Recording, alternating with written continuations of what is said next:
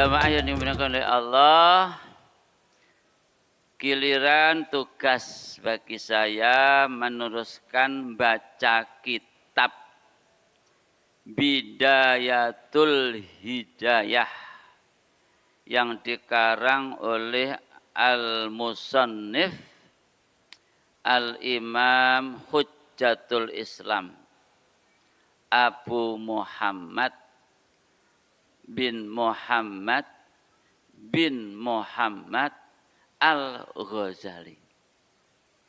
Namanya Muhammad.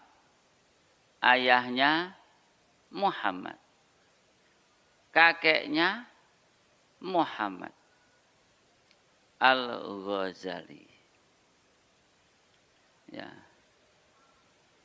Di sini jarang kita ya kalau anak itu bapaknya, anaknya, mbaknya namanya satu nama itu jarang kita ya. Kalau dulu seperti ini. Imam Al-Ghazali setelah membahas tentang pentingnya ilmu, lalu beliau membahas yang pertama setelah itu berkaitan dengan at-ta'at, ketaatan. Bagaimana kita ini bisa istiqomah dengan ketaatan. Dimulai dengan sebutan i'lam anna wa amra ta'ala faraid wa nawafil. Bahwa perintah-perintah Allah itu ada dua. Ada yang bersifat faraid, faridoh, fardu, wajib.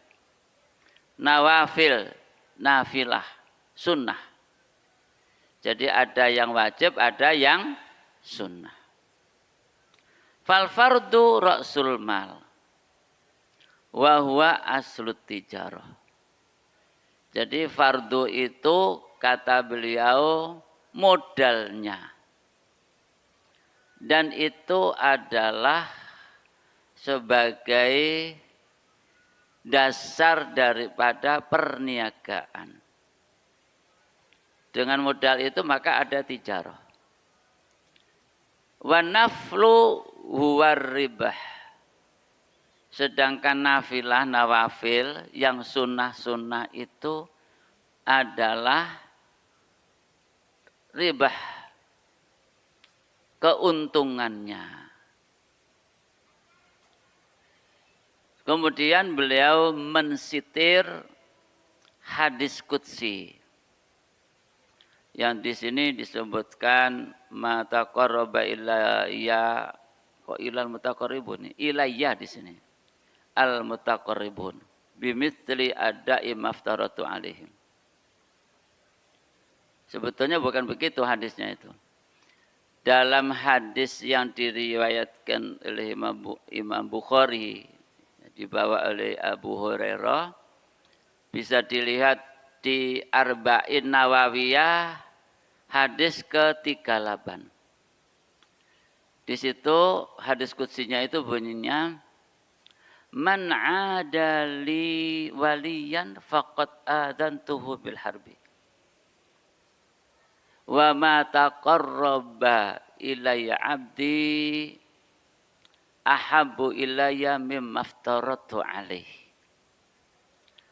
Wa la yazalu abdi yataqarrabu ilayya bin nawafil hatta uhibbah. Fa idza ahbabtu fa kuntu sam'ahu alladhi yasma'u bih wa basarahu alladhi yubsiru bih dan seterusnya. Kira-kira begitu. Gimana Ustaz?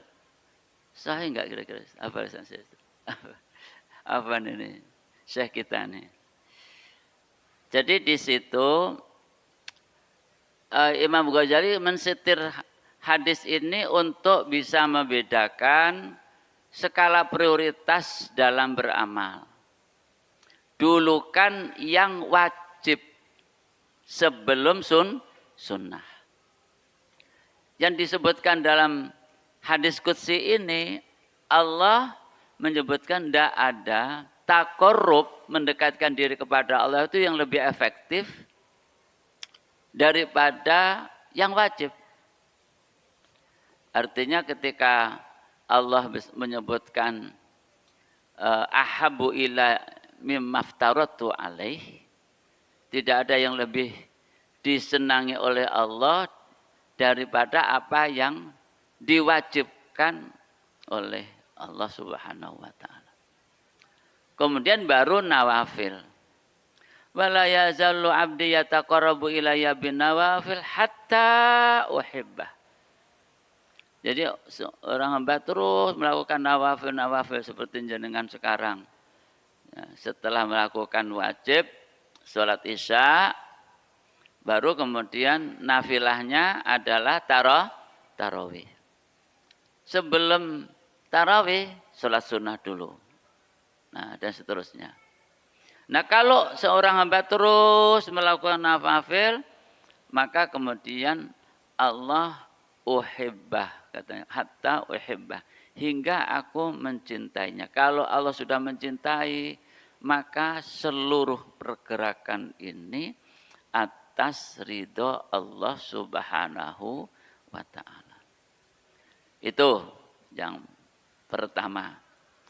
Yang kedua, beliau mengingatkan pentingnya al-muraqabah. Walan tasila ayyuhat talib ilal qiyam bi awamirillah ta'ala illa bi muraqabati qalbika wa jawarihika. Untuk menjalankan ketaatan itu, kata beliau, tidak bisa dilakukan kecuali dengan muraqabah. Apakah muraqabah secara batin, qalb, atau jawarih, atau anggota fisik kita. Begitu beliau katakan. Bagaimana caranya? Fa'lam anna ta'ala muttali'un ala dhamirika wa musrifun ala dhahirika wa batinika. Allah itu selalu memantau gerakan dari perasaanmu, batinmu, dan Allah juga selalu melihat gerak-gerikmu. Muhitun bijami'il lahadhatik wa qataratik wa qatawatik, dan seterusnya. Allah Subhanahu wa ta'ala selalu meliputi dan menguasai seluruh daripada apa yang kamu rasakan, kamu pikirkan, kamu lakukan. Nah, di sini maka kata beliau, perlu sekali selalu seorang itu ingat dengan firman Allah, ya'lamu kha'inatal a'yuni wa ma tukhfis sudur. Ghafir ayat 19. Surat Ghafir ayat 19. Ya'lamu kha'inatal a'yun. Allah itu mengetahui kha'inatal a'yun, mata yang berkhianat. Wa ma tukhfis sudur, dan Allah tahu dengan apa yang disembunyikan dalam batin seseorang. Juga di dalam surat Thaha ayat 7, wa in tarjal bil qawli fa innahu ya'lamu sirra wa akhfa. Senada dengan itu. Nah, disinilah kemudian kata beliau, hendaknya kita dalam kesehari-harian kita ini selalu beradab kepada Allah, ta'addubal abdiz zalil al-mudhnib fi hadratil malikil jabbaril qahhar. Selalu merasa hina dina sebagai orang yang selalu belepotan dengan dosa-dosa, kata beliau, di hadapan Al-Malik, Al-Jabbar, Al-Qahhar, Allah yang maha perkasa, yang menguasai alam, Al-Qahhar. Nah, terakhir kata beliau, hendaknya supaya ketaatan kita ini terus bisa terukur, maka antuwazzi'a awqatak wa turattiba awradak. Hendaknya kamu betul-betul mensplit waktu-waktumu, menertibkan wirid-wiridmu dari pagi sampai sore, dari bangun sampai tidur. Hina yastaqim min amika ila waqti rujuika ila matjai. Jadi beliau kesimpulannya, target hari ini apa saja. Umpamanya jenengan di Ramadan ini khatam berapa kali? Enggak usah banyak-banyak, 10 kali umpamanya. Berarti 3 hari, banyak ya kalau 10 kali ya. Pakai Anda. Sehari 10 juz ya. Jadi kalau 10 juz itu artinya setiap sholat itu 2 juz. 2 juz. Sebelum zuhur 1 juz, setelah zuhur 1 juz, sebelum asar 1 juz, setelah asar 1 juz. Cuman gitu toh. Jadi 5 waktu itu bisa menyelesaikan 10 juz. Ketoknya gampang ya, ketoknya. Kelihatannya gampang. Ketoknya. Prakteknya itu kita ini belum bisa. Ya. Kecuali para masyayikh, kelas-kelas kakap ini. Masya Allah. Aktivis-aktivis mahasiswa ini Masya Allah. Jadi gimana supaya kita tertibkan sehingga tidak ada waktu-waktu yang tercacar yang dipakai untuk bermain-main HP umpamanya. Kalau ibu-ibu katanya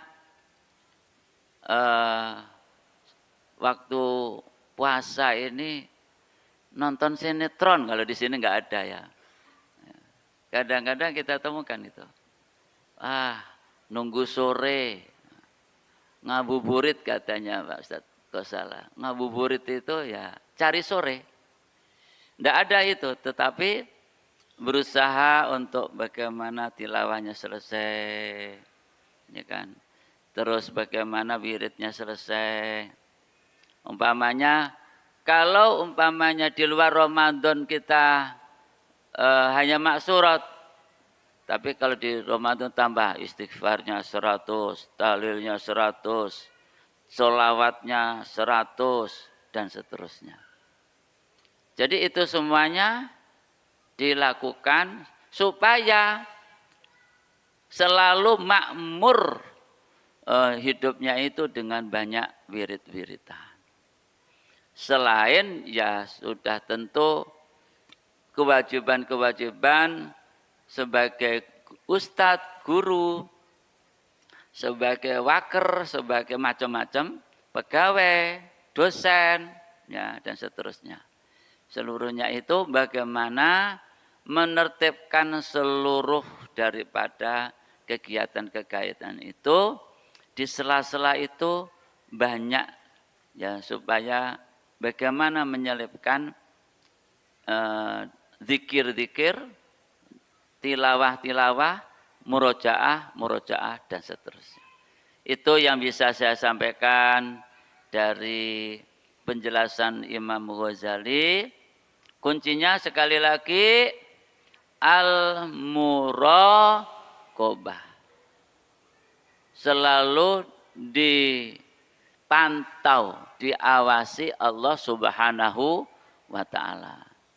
Nah, ini tentu nanti ada dari ustadz-ustadz yang akan lebih menajamkan tentang istilah ini Di lain waktu, al-afu minkum, subhanakallahumma wa bihamdika, asyhadu an la ilaha illa anta, astaghfiruka wa atubu ilaik. Al-afu minkum. Assalamualaikum warahmatullahi wabarakatuh.